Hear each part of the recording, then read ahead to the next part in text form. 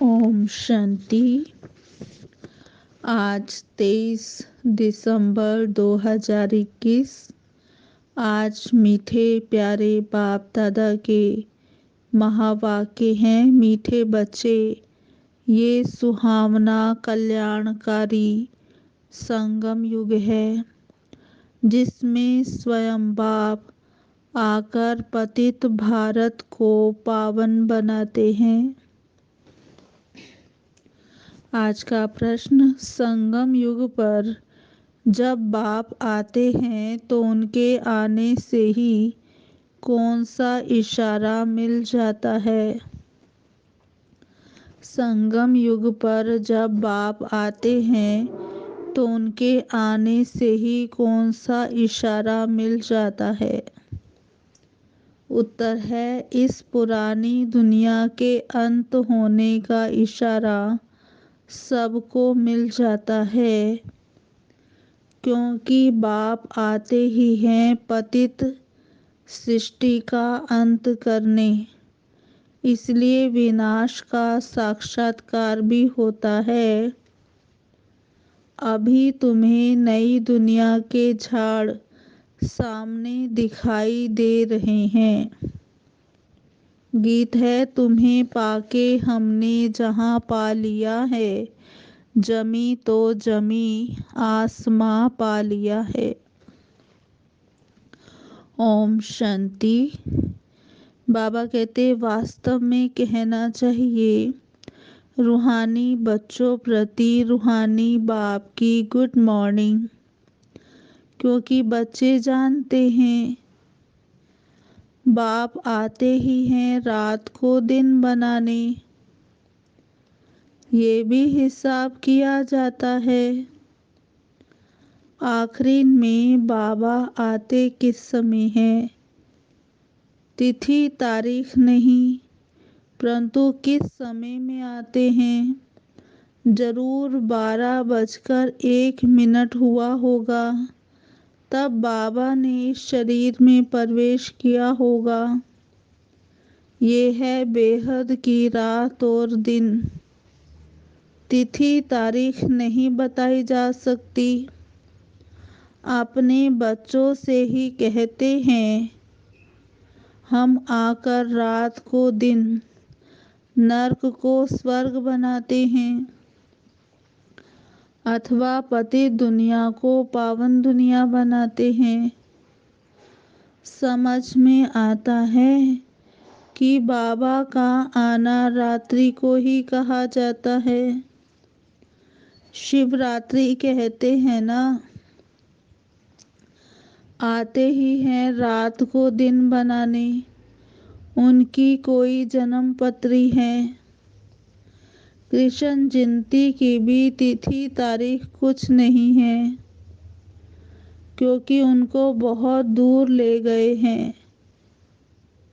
ये किसको पता नहीं है कृष्ण का जन्म कब हुआ। संवत तिथि तारीख कुछ नहीं है। बाकी सिर्फ रात को मानते हैं।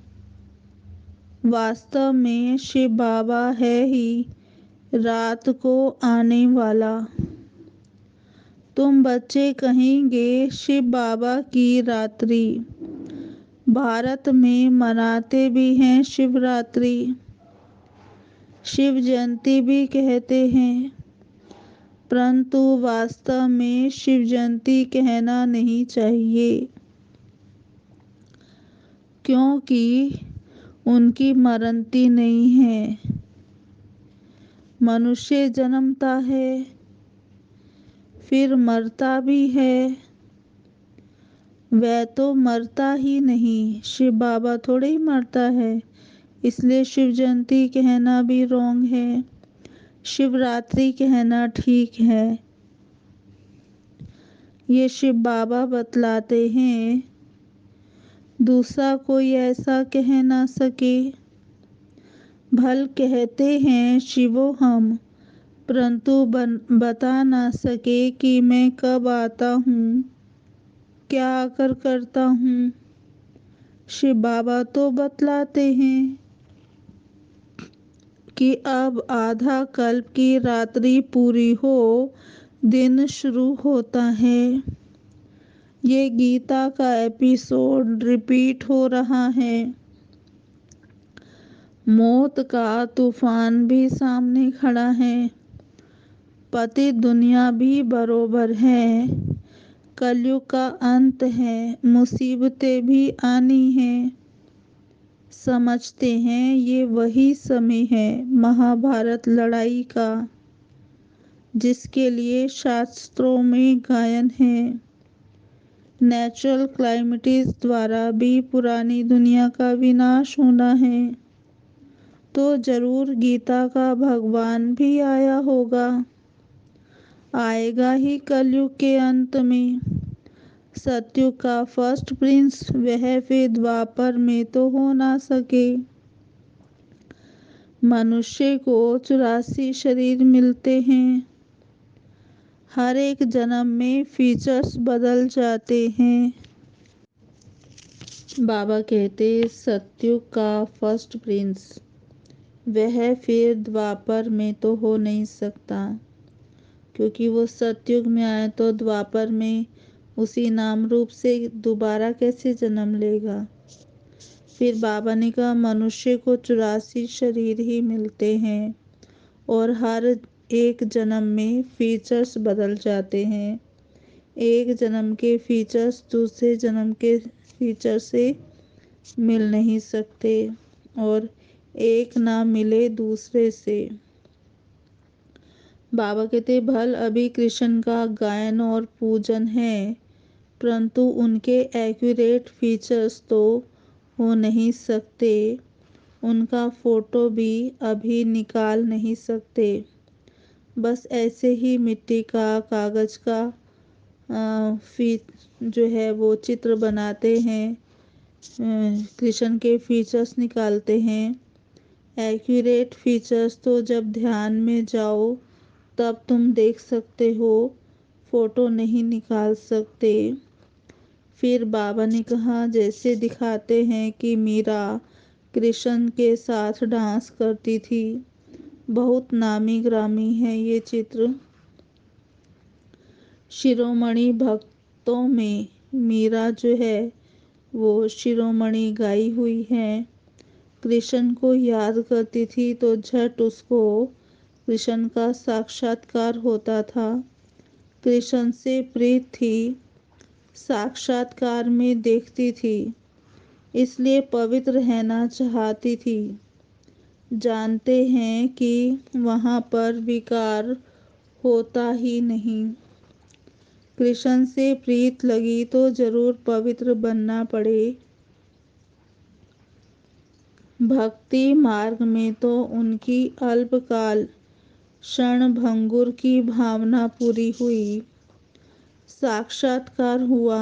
जो मनोकामना रखते हैं वह अल्पकाल के लिए पूरी हो जाती है। अनेक प्रकार के देवता आदि हैं, उनका साक्षात्कार चाहते हैं तो ड्रामा प्लान अनुसार वह मनोकामना पूर्ण हो जाती है। बाबा कहते ये भक्ति मार्ग की भी नूद है।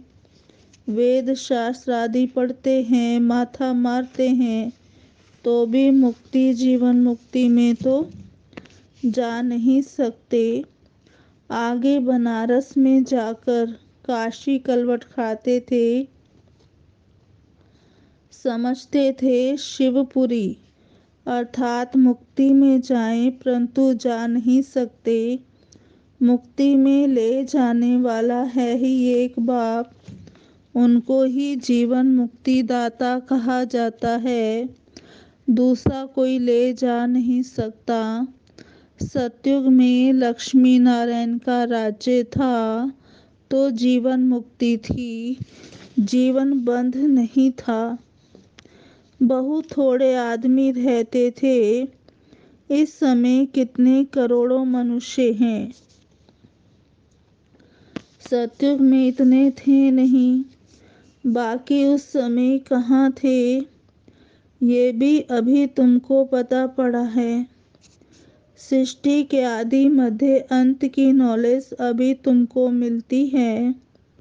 रचयिता और रचना के आदि मध्य अंत को कोई भी जान नहीं सकते। बाबा ने कहा, अभी तुम बच्चे जानते हो कि सृष्टि का आदि मध्य अंत कैसे होता है। वह तो तुम बच्चे समझते हो। बाकी दुनिया में सोचते हैं कि कलयुग को अभी 40,000 वर्ष और चलना है, लेकिन तुम बच्चे जानते हो अभी कलयुग का अंत होना है। और इस अंतिम पीरियड में ही शिव बाबा आकर हमें सारी सृष्टि की नॉलेज सुनाते हैं, क्योंकि शिव बाबा ऊंचे ते ऊंचा भगवान है। उनका जन्म भी यहाँ होता है और आते भी वो संगम पर हैं, और आते ही हमें अंत होने का इशारा भी देते हैं। बाबा ने विनाश का साक्षात्कार भी कराया है, इसलिए अर्जुन के लिए भी दिखाया है ना कि उसे साक्षात्कार हुआ। ऐसे तुम बच्चों में भी बहुतों ने साक्षात्कार किया। जितना जितना नज़दीक आएंगे तो देखने में आएगा। मनुष्य जब घर के नज़दीक आते हैं तो सब बातें याद आती हैं ना। तुमको भी बहुत साक्षात्कार होते रहेंगे। मुक्ति धाम में जाकर फिर जीवन मुक्ति में आना है। तुम जानते हो बरोबर भारत विश्व का मालिक था। बाप कहते हैं, मैं हर 5,000 वर्ष के बाद आकर तुमको राजयोग सिखलाता हूँ। ये स्थापना हो रही है भविष्य नई दुनिया के लिए। संगम पर स्थापना होती है। तुम ब्राह्मण हो ही संगम युग पर। वह है शूद्र, तुम हो ब्राह्मण। वह देवताएं, ये बातें कोई शास्त्रों में नहीं है। मनुष्य थोड़े ही जानते हैं कि संगम किसको कहा जाता है। इनको कल्याणकारी सुहावना संगम युग कहा जाता है, जहाँ से पतित भारत पावन बनता है। बाबा कहते ये है कल्याणकारी सुहावना संगम युग। इस संगम युग पर ही पतित भारत पावन बनता है और बाप भी कल्याणकारी हैं। आते भी भारत में हैं। बाप कहते हैं, अभी तुम्हारे 84 जन्म पूरे हुए। तुम पतित हो, एक भी पावन नहीं। सब भ्रष्टाचारी हैं, विकार से पैदा होते हैं। तुम श्रेष्ठ देवी देवता थे, फिर क्षत्रिय वैश्य शूद्र बने। अभी ब्राह्मण बने हो, फिर देवता बनेंगे। बाबा ने कहा, फिर अंत में आकर प्रजापिता ब्रह्मा द्वारा स्थापना करते हैं। किसकी? स्वर्ग की, देवी देवता धर्म की। तुम यहाँ आए हो देवी देवता बनने, दैवी गुण धारण करने।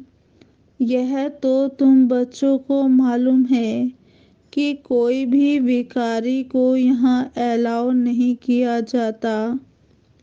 पहले पहले पवित्रता की प्रतिज्ञा लेनी है। एक बार प्रतिज्ञा कर फिर अगर तोड़ते हैं तो एकदम रसातल में चले जाते हैं। बाबा कहते चंडाल का जन्म पा लेते हैं। यहाँ बाबा के आगे पतित कोई आ नहीं सकते। बाबा ने कहा, अगर ब्राह्मणी भूल से भी ले आती है तो उन पर बड़ा दोष आ जाता है। दोनों चंडाल बन पड़ते हैं तो पावन नहीं बन सकते। उनको यहाँ आने का हुक्म नहीं है। पर्सनल आकर समझ सकते हैं, परंतु बाबा की सभा में नहीं आ सकते। अगर भूल से ले आते हैं तो उनको चोट बहुत लगती है। ऐसे आते तो ढेर हैं। सबको मालूम है कि बेहद के बाप के पास जाते हैं तो हमको पवित्र जरूर बनना है। मीरा पवित्र थी तो उनका कितना मान था। अब तुम ज्ञान अमृत पिलाते हो, फिर भी वह कहते हैं कि हमको जहर चाहिए। अबलाओं पर कितने अत्याचार करते हैं विष के लिए। कृष्ण की तो बात नहीं, यह तो बड़ी भूल है जो भगवान के बदले कृष्ण का नाम डाल दिया है। बाबा समझाते हैं कि भक्त कहते हैं भक्ति के बाद भगवान आते हैं फल देने, तो भक्ति निष्फल हुई ना। परंतु कुछ भी नहीं समझते हैं। भारत ही गोल्डन एज था, अब है आयरन एज। कहते भी हैं पतित पावन आओ, तो पतित ठहरे ना। परंतु किसको कहो तुम नरकवासी पतित हो, तो समझते नहीं। बाबा ने जब समझदार बनाया था तो स्वर्ग था, अभी बेसमझ होने से कंगाल बने हैं। जब देवी देवताओं का राज्य था तो भारत कितना ऊंच था। कहते भी हैं स्वर्ग था, लक्ष्मी नारायण का राज्य था। फिर शास्त्रों में ऐसी ऐसी बातें लिख दी हैं जो लोग समझते हैं कि वहाँ भी असुर थे। ये शास्त्र आदि कोई सदगति के लिए नहीं है। बाबा ने कहा वह तो जब बाप आए तब सर्व की सदगति करे। यह है रावण राज्य, तब तो कहते हैं राम राज्य हो। ये नहीं जानते कि रावण राज्य कब से शुरू हुआ। बाबा ने कहा ज्ञान सागर बाप तो सबको सदगति में ले जाते हैं। ये समझने की बातें हैं। हर एक आत्मा को अविनाशी पाठ मिला हुआ है। आत्मा शांति धाम से आती है इस पृथ्वी पर पाठ बजाने। आत्मा भी अविनाशी है, ड्रामा भी अविनाशी है। उसमें आत्मा अविनाशी एक्टर है। परम धाम की रहने वाली है। 84 जन्म भी गाए हुए हैं। वह तो 84 लाख कह देते हैं। परमात्मा को पत्थर भीतर में कह देते हैं तो गलानी हुई ना। बाप भारत पर उपकार कर स्वर्ग बनाते हैं। रावण आकर अपकार कर नरक बना देते हैं। ये खेल है सुख दुख का, ये है कांटों का जंगल। बाबा ने कहा बाप आकर कांटों को फूल बनाते हैं। बड़े से बड़ा कांटा है काम विकार। अभी बाप कहते हैं मैं पावन बनाने आया हूँ। जो पावन बनेंगे वही पावन दुनिया के मालिक बनेंगे। बाप आया है सहज योग सिखलाने। कहते हैं मुझ अपने माशूक को याद करो। सभी आत्माएं एक माशूक पर आशिक हैं। वह आकर सबको ले जाते हैं मुक्ति धाम। परंतु बाबा कहते हैं तुम पते चल नहीं सकेंगे। मुझे याद करो तो खाद निकल जाए। बाबा ने कहा ड्रामा अनुसार जब टाइम आता है तभी मैं आता हूँ तुम बच्चों को पावन बनाने। बाबा कहते ये वही महाभारत लड़ाई है। मृत्यु लोक में ये अंतिम लड़ाई है। अमर लोक में लड़ाई होती नहीं, वहाँ है ही राम राज्य, वहाँ रहते हैं धर्मात्माएं, यहाँ है पाप आत्माएं। पाप करते रहते हैं, पुण्य आत्माओं की दुनिया को स्वर्ग कहा जाता है। बाबा कहते हैं मैं 1 सेकंड में तुमको चढ़ती कला में ले जाता हूँ। इसमें सिर्फ ये एक ही अंतिम जन्म लगता है और उतरती कला में 84 जन्म लगते हैं। तो बाप कहते हैं उठते बैठते मुझे याद करो, इन साधुओं का भी उद्धार करने मुझे आना पड़ता है। तमो प्रधान बुद्धि मनुष्य तो कुछ सुनते हैं, वह सत सत करते रहते हैं। बाबा ने कहा अंध श्रद्धालु है ना, इसको कहा जाता है ब्लाइंड फेथ। गुड़ियों की पूजा करते रहते हैं, बायोग्राफी को जानते नहीं। अब बाप आकर इन सब का ज्ञान देते हैं। इसको रूहानी स्पिरिचुअल नॉलेज कहा जाता है। वह है शास्त्रों की फिलॉसफी। यह भी बाप ही आकर बच्चों को समझाते हैं। दुनिया में तो एक भी मनुष्य नहीं जो परम पिता परमात्मा को यथार्थ रीति जानते हों। मनुष्य होकर और बाप को ना जाने तो जानवर से भी बदतर ठहरे। देवताओं के आगे जाकर महिमा करते हैं कि आप सर्वगुण संपन्न हैं तो दोनों मनुष्य ना, परंतु ये है सारा कांटों का जंगल। बाबा तुमको कांटों से फूल बनाते हैं। भारत सचखंड था, फिर रावण आकर झूठखंड बनाते हैं। सचखंड बनाने वाला है परम पिता परमात्मा। बाप ही आकर परिचय देते हैं सो भी ब्राह्मण बच्चों को, फिर ये ज्ञान रहेगा नहीं। बाबा कहते तुम बच्चे योग बल से विश्व के मालिक बनते हो। बाहुबल से कब किसको विश्व की बादशाही नहीं मिल सकती है। भारत जो विश्व का मालिक था सो अब कंगाल बना है। मनुष्यों की बुद्धि ऐसी है जो बाहर में बोर्ड देखते भी हैं, लिखा भी हुआ है प्रजापिता ब्रह्मा कुमार कुमारियां, तो भी नहीं समझते हैं कि ये एक ईश्वरीय फैमिली है। इतने ढेर बीके हैं, इसमें अंधश्रद्धा की बात तो हो ना सके। ये है ईश्वरीय परिवार। समझते हैं यह भी कोई इंस्टीट्यूशन है। अरे ये तो फैमिली है ना, कुमार कुमारियाँ, बाबा मम्मा, ये तो घर हुआ ना। इतनी प्रदर्शनी करते हैं, समझाते हो फिर भी समझते थोड़े ही हैं।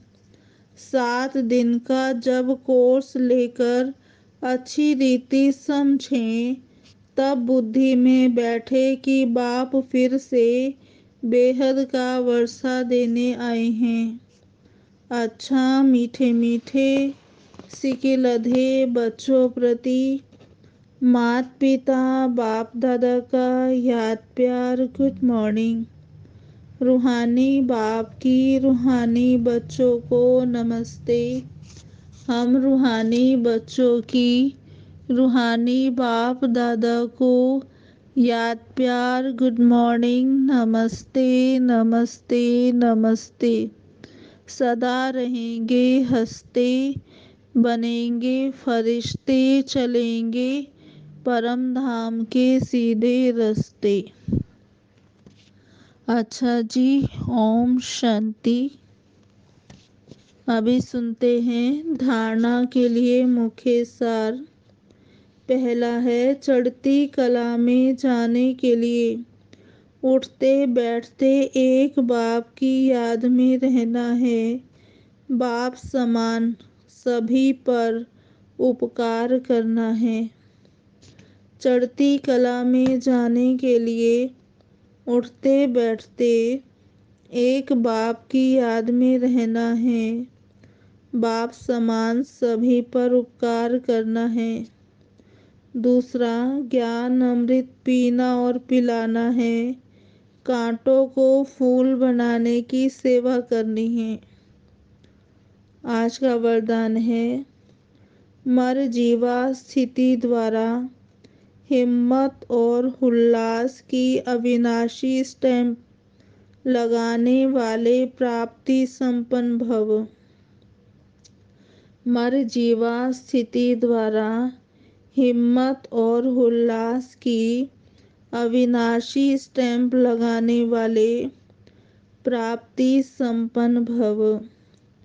विस्तार है जो प्राप्तियों से संपन्न होते हैं उनके हर चलन नैन चैन से उमंग उत्साह दिखाई देता है, लेकिन हिम्मत और उल्लास की अविनाशी स्टैंप लगाने के लिए अपने पास्ट के व ईश्वरीय मर्यादाओं के विपरीत जो स्वभाव संस्कार संकल्प व कर्म होते हैं उनसे मरजीवा बनो। प्रतिज्ञा रूपी स्विच को सेट कर प्रैक्टिकल में प्रतिज्ञा प्रमाण चलते रहो। हिम्मत के साथ उल्लास हो तो प्राप्ति की झलक दूर से दिखाई देगी। आज का स्लोगन है मेले व झमेले में डबल लाइट रहने वाला ही धारणा मूर्त है। मेले व झमेले में डबल लाइट रहने वाला ही धारणा मूर्त है। अच्छा जी, ओम शांति। ओम शांति। आज की मुरली का स्वमान। मैं आत्मा पवित्र हूँ। मैं आत्मा पवित्र हूँ। दूसरा स्वमान। मैं आत्मा मीरा समान पवित्र हूँ। मैं आत्मा मीरा समान पवित्र हूँ। तीसरा स्वमान। मैं आत्मा डबल लाइट हूँ। मैं आत्मा डबल लाइट हूँ। चौथा स्वमान। मैं आत्मा अविनाशी प्राप्तियों से संपन्न हूँ। मैं आत्मा अविनाशी प्राप्तियों से संपन्न हूँ। पांचवा स्वमान। मैं आत्मा मरजीवा जन्मधारी हूँ। मैं आत्मा मरजीवा जन्मधारी हूँ। ओम शांति। आज सतगुरुवार है। आज हम सभी मिलकर बाबा को भोग स्वीकार कराएंगे। ओम शांति।